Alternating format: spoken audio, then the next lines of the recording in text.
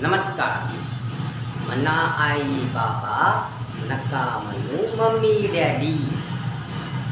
आई व माय या शब्दामध्ये जेवढी माया आहे, जेवढी ममता आहे, जेवढा प्रेम आहे, जेवढा जिव्हाळा आहे, तेवढं कोणत्याच शब्दामध्ये नाही. माय या शब्दात अपार प्रेम आहे, अपार ममता आहे, अपार आतुरता आहे, जवळीकता आहे, अपार माया आहे, जिव्हाळा आहे. म्हणून माय म्हणा. आई या शब्दात सुद्धा शुद्धता आहे, पवित्रता आहे, ममता आहे, माया आहे, प्रेम आहे, जिव्हाळा आहे, आतुरता आहे, जवळीकता आहे. म्हणून आई किंवा माय म्हणा. नका म्हणू मम्मी डॅडी, पप्पा, या पॉप, या मॉम, या मम्मी हे शब्द वापरू नका.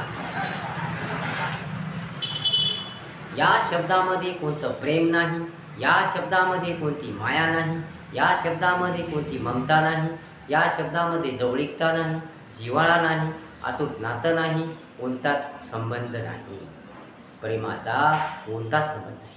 म्हणून हे शब्द कशाला वापरता? आपल्याला जन्म देणाऱ्या मातेला तुम्ही आई म्हणा किंवा माय म्हणा. कारण आई आणि माय या शब्दामध्ये अपार माया आहे, अपार प्रेम आहे. हे एकदम सुंदर, तेजस्वी, उत्तम, महान शब्द आहे. या शब्दाचं महत्त्व अपार आहे, अप्रितम आहे, अगाध आहे. म्हणून आपल्या जन्म देणाऱ्या मातेला आई म्हणा किंवा माय म्हणा. आज लोकांना भारतीय संस्कृतीचा विसर पडलेला आहे. भारतीय संस्कृतीचा त्यांनी लोप केला आहे. जगामध्ये श्रेष्ठ, जगामध्ये श्रेष्ठ, सर्वात श्रेष्ठ भारतीय संस्कृती आहे. भारतीय संस्कृतीचे अनुकरण न करता तो विदेशांचं अनुकरण करत आहे आणि आपल्या संस्कृतीचं महत्त्व, मूल्य तो विसरत आहे.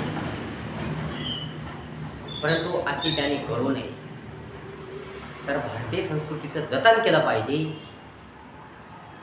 भारतीय संस्कृती लोप पावली नाही पाहिजे. भारतीय संस्कृती महान आहे, सर्वात महत्त्वपूर्ण आहे, तिचं महत्त्व अपार आहे.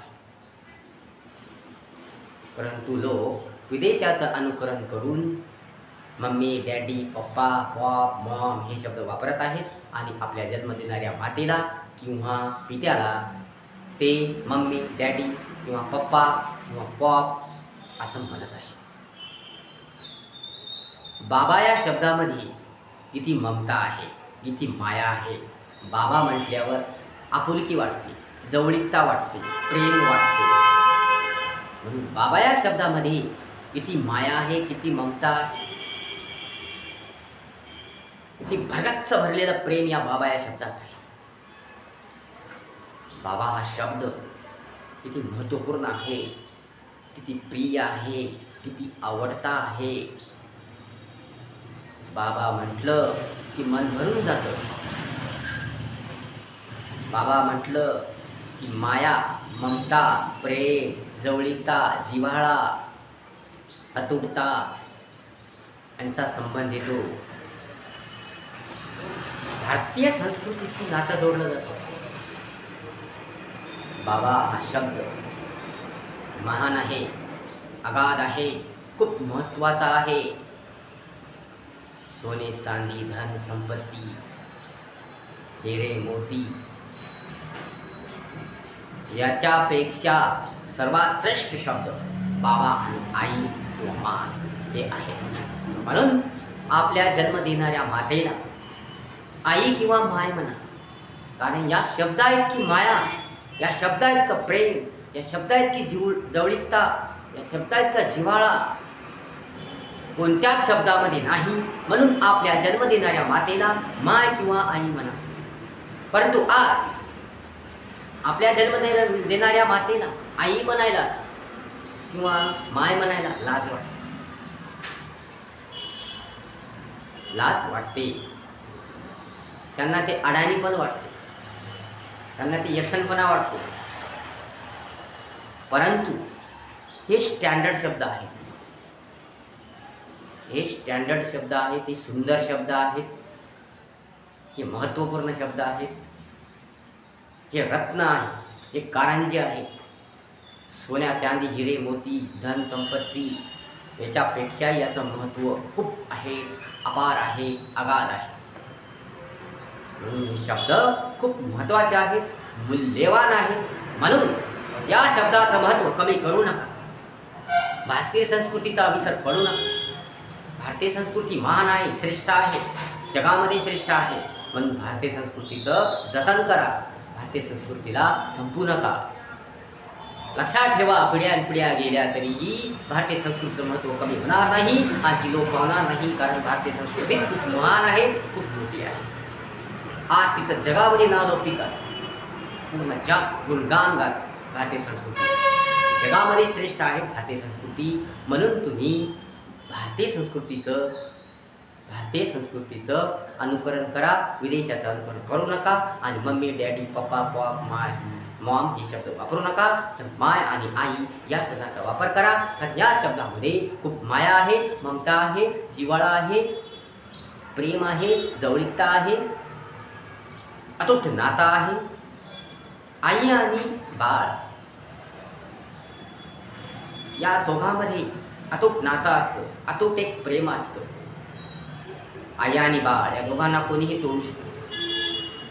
आईला जगामध्ये सर्वात प्रिय वस्तू म्हणजे आपलं लेकरू असतं. ते लेकरावर अगाध माया करत असते, अगाध प्रेम करत असते. ती आपल्या लेकरासाठी काही करू शकते, स्वतःचा जीवसुद्धा देऊ शकते. एवढी माया ममता आईमध्ये असते. आई आपल्या लेकरासाठी काही करू शकते, जे म्हटलं ते करू शकते. कारण आईला सर्वात प्रिय वस्तू आपलं लेकरू असते. जसा गाईला सर्वात प्रिय लेकरू आपलं लेकरू असतं, तसंच आईला सुद्धा सर्वात प्रिय आपलं लेकरू असतं. म्हणून आपल्या लेकरासाठी काही करायला ती तयार होते. आपलं अस्तित्व सुद्धा ती नष्ट करायला तयार होते. म्हणून आई इतकी माया, आई इतकं प्रेम, आई इतका जिव्हाळा, ममता कोणातच नाही.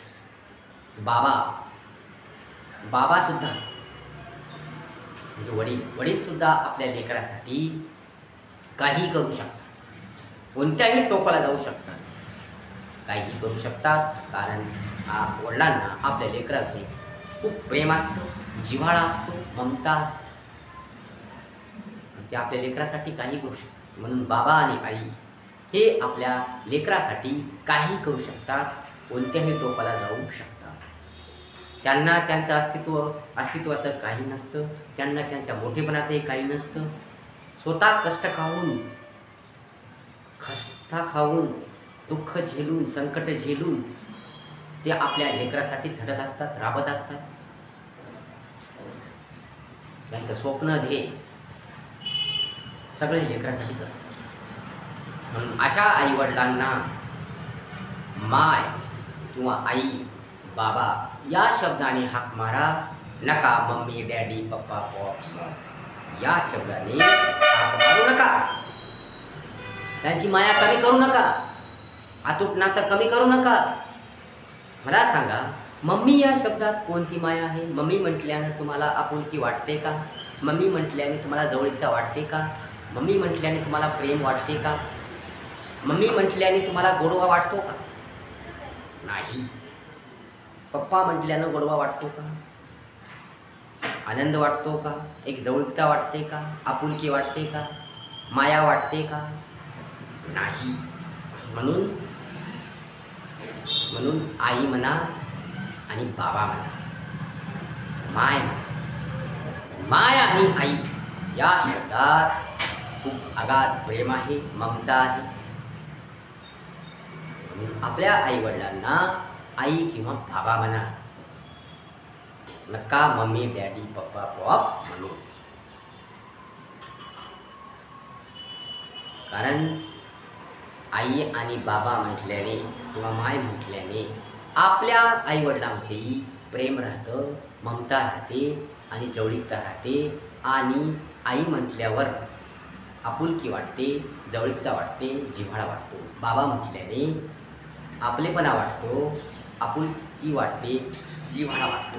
परंतु मम्मी आणि पप्पा म्हटल्यानं कोणती जवळीकता वाटत नाही, कोणता जिव्हाळा वाटत नाही, कोणती आपुलकी वाटत नाही, कोणतं प्रेम वाटत नाही, आपलेपणा तर वाटतच नाही.